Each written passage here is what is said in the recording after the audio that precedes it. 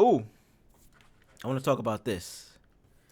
Tpain had a reaction to the album, which I thought was a pretty damn good reaction, and I kind of agreed, but I do want to see the actual video. Why is it so hard to find content? Tpain, Drake, maybe? Okay, here we go. Shut up, I might have to follow this page. I've been seeing this page right here pop up on a lot of the shit that I've been looking for. Let me go ahead and give you a follow until you do some bullshit so I can unfollow. You gotta... Oh, you from Philly. Shout out to all my niggas in Pennsylvania. I'll give you a follow right now because you seem to be having all of the content that I be trying to talk about. So let's all these tracks. Oh, damn, Tpain, you kind of loud, my boy. Let's see. Songs that I recorded, I listen to them all the time. All right, so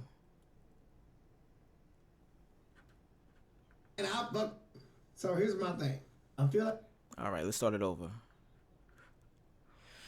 So Tpain gives his opinion on Drake's new album with Party Next Door and says it's a collection of scrap songs from Drake and PND's previous albums. Now, for all you weird motherfuckers out there, for all you casuals that think you, because you got a Twitter page and you see tweets and you might have been following an artist for a year or two, that think you understand the music business, that think you understand artistry, that think you understand how music is made. You don't. Let's just stop right there. You fucking don't. You don't know this shit. And I'm not claiming to know a lot. I've been in the trenches of creating music, though, so I have a perspective that's different than the average motherfucker that's just talking out their ass. Now, you read this tweet, you hear it, you might listen to this, and I'm pretty sure Tpain is a smart dude. He's not a hater. I've never seen Tpain be a hater. You can listen to this and really understand his perspective, but when you read it, if you just read a headline, because we in the headline culture, that's all motherfuckers do nowadays, you're going to be like, yo, this nigga's hating. Why is he hating on Drake? Why is he hating on Aubrey? Like, bruh. Let's listen to what the man got to say. I'll give my point of view. I'll let him talk, and then we can get into it. Let's see. All these trash songs that I recorded, I listen to them all the time. So here's my thing. I feel like he recorded a bunch of shit. In order to keep Party around, you can take 10, 15 of these songs, put a verse on them, Party. That's our album, bro. The songs are already recorded. The songs are already recorded. These are all the songs that didn't make my previous albums. Go for it, bro. Put verses on these songs. Yeah, there's 5 to 7 solo Drake songs that didn't make other albums. It's not saying that they're bad. I'm not saying that they're bad. These are just songs that didn't make albums. Or Party, or the other way around. Or Party came in with an album and was like, hey, Drake, can you put verses on these particular songs? That's very normal in the music business. I'm not in the music industry, but I am in the music business. That's very fucking common. He said these aren't bad songs. Nowhere in this did he mention anything about the songs being bad, that he didn't like them. This is just a common thing. You know how many old songs that I have that are fire? Or old beats? Let's take it from music. So y'all might not know me from music. You might know me from beats. You know how many old beats that I have that might have a verse on it, might have a hook? This is how music is created. Anytime an artist is making an album, no way in hell did they say, all right, today is February 18th. I'm going to start my album today. And from today on, I'm only using the music that I've made after this day. No fucking way in hell, bro. Are you insane? Are you fucking insane, bro? Are you mad? Are you mad? Are you mad? Are you mad? It's no way in fucking hell, bro. That's just not realistic. It's a waste of fucking time, for one. It's a waste of good music. If you're a writer, if you are an artist, and you write music in a way that isn't dated, you're not talking about something that's specific to a specific year or a specific event, specific time period, Music should be timeless. When you get to that level of your pen is up there, you can make music that is synonymous with no time frame. You can listen to that bitch today. You could have listened to it 10 years ago. You could listen to it 10 years from now. It's going to sound just as good because it isn't dated. They're not talking about an NBA player that's on a team right now to where next year he could be traded, or in 10 years the nigga is out of the league. It wouldn't make sense, right? For somebody listening to it for the first time in that year. This is what happens when artists make music, bro. Like, Tpain is 100% right. I can see a world where a lot of these songs could have been leftovers from For All the Dogs. And I think this is where the wording is where people are probably fixated on. He said scraps, leftovers. That sounds...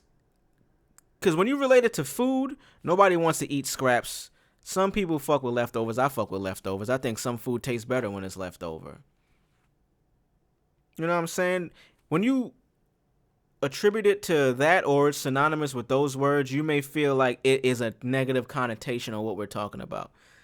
In music, when it's a creative process or it's something creative being done, scraps are just music that you did not either finish, you had an idea that you couldn't finish, you were expecting to get somebody on the song that didn't end up clearing it, they didn't end up getting on the fucking record. It could be something where you just wrote a verse to and you recorded it and you never went back to it. It doesn't mean that it's an old or bad song. I want to play this part one more time because he cleared that up. He made... For it, bro. Put verses on these songs. This is what happens too. All of the music that I done worked on recently, whether it's for a homie, whether it's my own shit, it's been shit that they done had. And I heard it and I'm like, yo, can I put a verse on that? Or the vice versa. It's like, yo, I got this shit. I got a hook only. Or I got a verse only. You want to jump on this shit? Pause. That's the process of creating music. That's just how music is created. And this is what gets me upset. I get real sensitive about this artistry shit, about art in general. Whether it's a painting, whether it's music, whether it's a fucking podcast, whether it's content in general. If you took an idea from in here, it started in here, you created it in whatever platform, whatever software you use, whether your outlet is drawing, beats, whatever the fuck, whether you're a poet. If you bring it out of just in here and now it's a tangible thing, whether it's audibly, tangibly, you could touch it, it's a book, bro, you're an artist. And I get sensitive when people try to judge any type of art, nigga. I consider sports an art. Because you had to put in buku work, bro. You had to put in mad work to, one, be able to get to this level if you're in the league. If you're an artist, you had to put in hours and hours and hours of trying to perfect either this specific song or just get good at writing songs, get good at recording songs. There's motherfuckers out here that just still think people record songs in one take, and it's... People think the music they hear on the radio was the artist going in the studio and recording that exact thing with the fucking ad-libs, with the effects, with the auto-tune. They think they did that shit in one go, and it just came out, and this is what it is. People don't even know the process.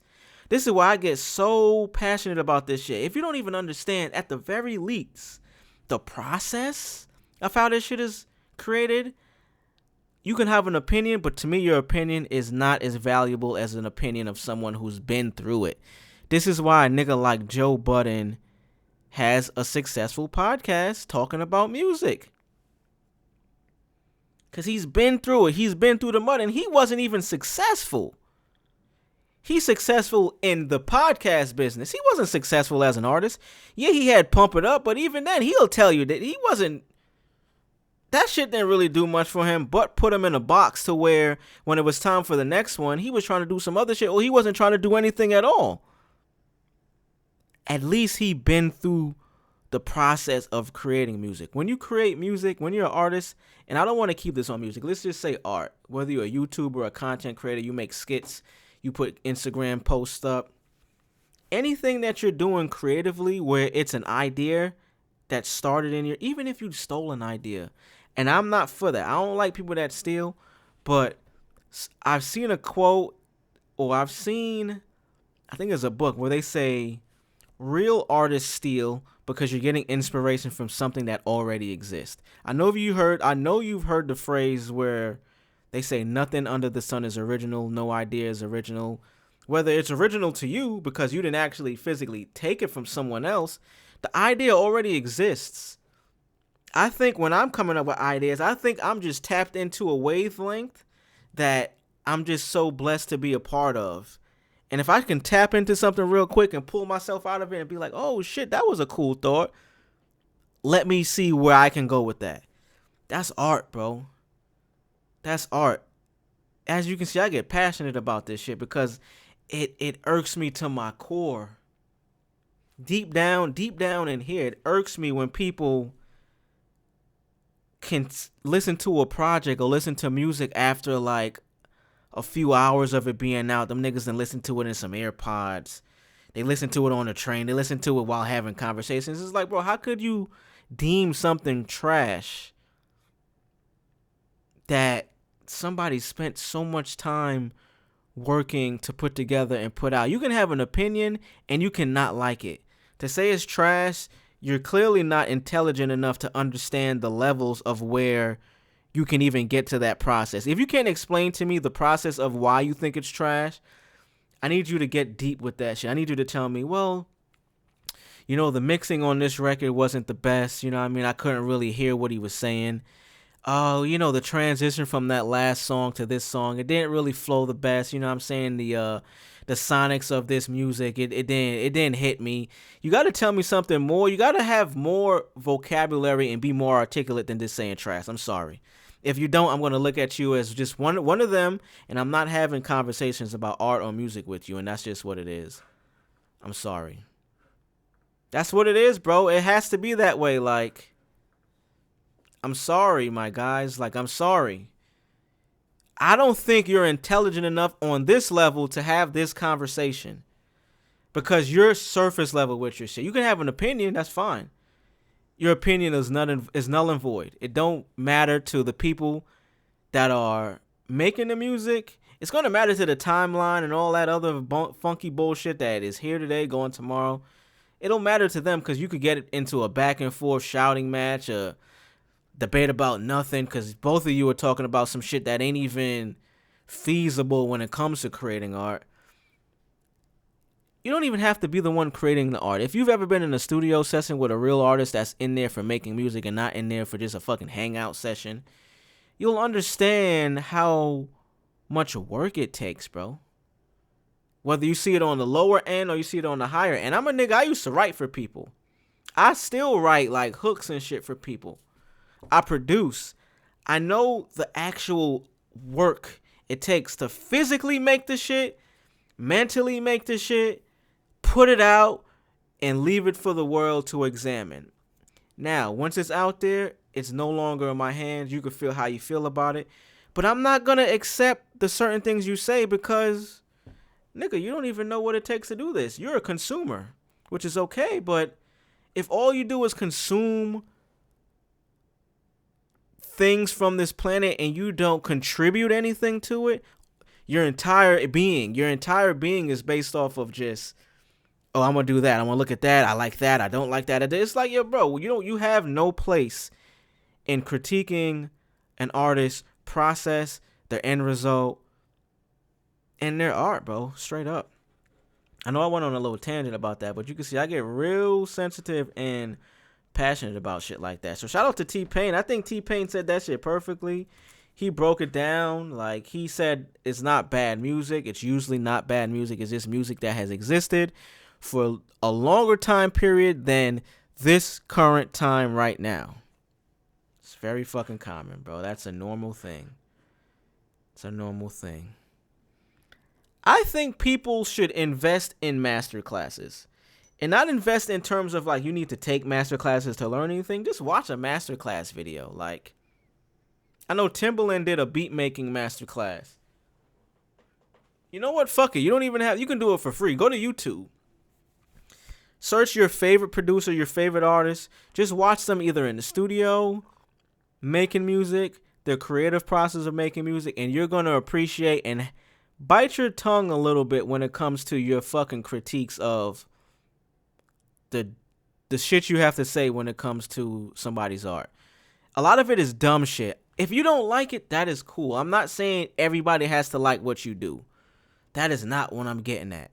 I'm just saying if you don't even understand the place that it takes to be in this situation to make that, then bruh, pipe down with your critiques about, oh, it's trash, is this, is that. I heard people talking about this album with Drake and Party isn't even a R&B album.